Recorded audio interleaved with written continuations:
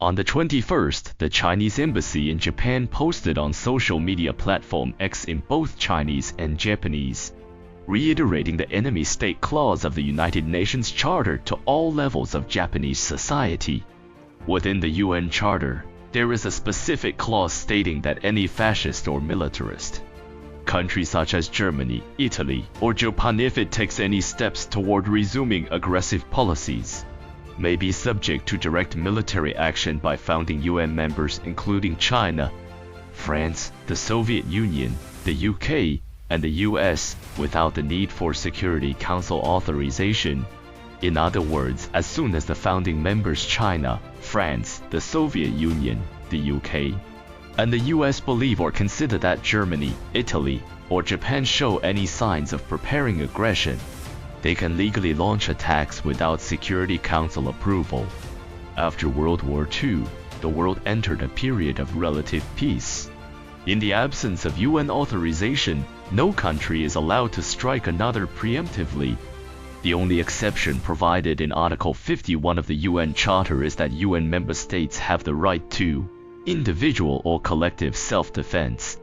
That is, a country under armed attack by another may legally defend itself without UN authorization. This is the only legitimate means of armed action. However, the enemy state exception applies to Germany, Italy, and Japan. These three countries can be subject to preemptive attacks if the permanent members of the Security Council consider them to be preparing aggression, without waiting for Security Council approval. The reason the former Axis powers are not protected under the post-war peace order is that they instigated World War II. During the war alone, official records show 80 million deaths worldwide, over two-thirds of whom were civilians, leaving Europe and Asia in ruins. After the war, on humanitarian grounds, the victors agreed to preserve Germany, Italy, and Japan while ensuring the safety of their citizens. But they imposed institutional safeguards to prevent these nations from waging aggressive wars again, rather than relying solely on moral constraints to prevent global catastrophe. China, France, the Soviet Union, the UK, and the US collectively agreed to enshrine the enemy state clause in the UN Charter, placing legal restraints on Germany, Italy, and Japan. All five had suffered at the hands of these countries during the war, and even the lightly affected US did not want a repeat. Once written into the UN Charter, any amendment to the enemy state clause requires approval by two-thirds of UN members and consent from all permanent Security Council members. Post-World War II, the international landscape quietly shifted. The US-Soviet confrontation became the new global reality. Japan, meanwhile, fully aligned with the US, acting as a strategic foothold in East Asia to contain the Soviet Union. In exchange for comprehensive American support, Japan has long regarded the enemy state clause as a sword hanging over its head and dreamed of abolishing it. With the US backing, it sought to repeal it as early as possible. In 1957, Japan first requested a constitutional amendment at the UN General Assembly, primarily seeking to abolish the enemy state clause.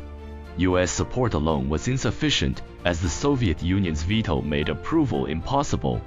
Japan never gave up, repeatedly raising the issue.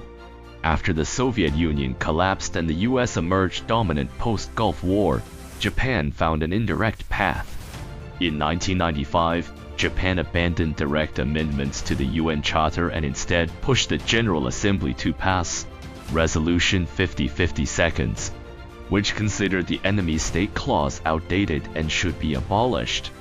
This resolution was merely a suggestion, and the permanent members ignored it.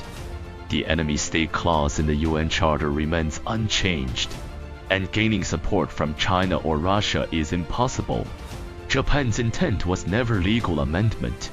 It was domestic propaganda claiming the UN recommended abolishing the clause. Since 1995, Japan has promoted this narrative domestically for 30 years. Japanese media frequently cite this suggested repeal as justification, leading many Japanese to mistakenly believe the clause has been officially abolished. This aligns with Japan's decades-long efforts to amend its pacifist constitution, glorify its wartime history in textbooks, and expand the self-defense forces a gradual shift in post-war international norms through incremental steps. By March 2025, Japan even officially denied the Sino-Japanese Joint Declaration, a cornerstone of bilateral relations, paving the way for electing someone like Sanae Takaichi. The rise of Takaichi was almost inevitable. Japan had been quietly preparing for decades. China's official reiteration of the UN Charter's enemy state clause aims to remind the Japanese public that the clause has never been abolished and to educate them about why it was established. Post-war Japan was scarcely held accountable. The imperial system was preserved under US guidance. And shortly after, the Korean War allowed Japan to rapidly recover through US military orders. In Japanese perception, the atomic bomb left a deeper impression than the military tribunals, which caused little actual harm. Does the enemy state clause still matter today? Can it be used to attack Japan freely? It matters. It provides legal grounds. China always emphasizes acting with legitimate justification. Of course, this does not mean we can attack Japan at will. It's not that the clause is useless. But attacking Japan essentially means confronting the US. No matter what the US claims about neutrality, any Chinese action must assume full US-Japan coordination. Only with a high certainty of success could the clause be invoked. Victorious soldiers first secure victory, then seek battle. Defeated soldiers first seek battle, then hope for victory. This is ancient Chinese wisdom.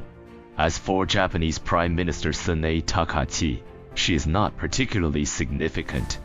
Japan has had dozens of prime ministers over the past decades, averaging about a year in office. Being prime minister in Japan is difficult. Too weak and political rivals remove you. Too strong and the US intervenes. Maintaining balance is extremely challenging.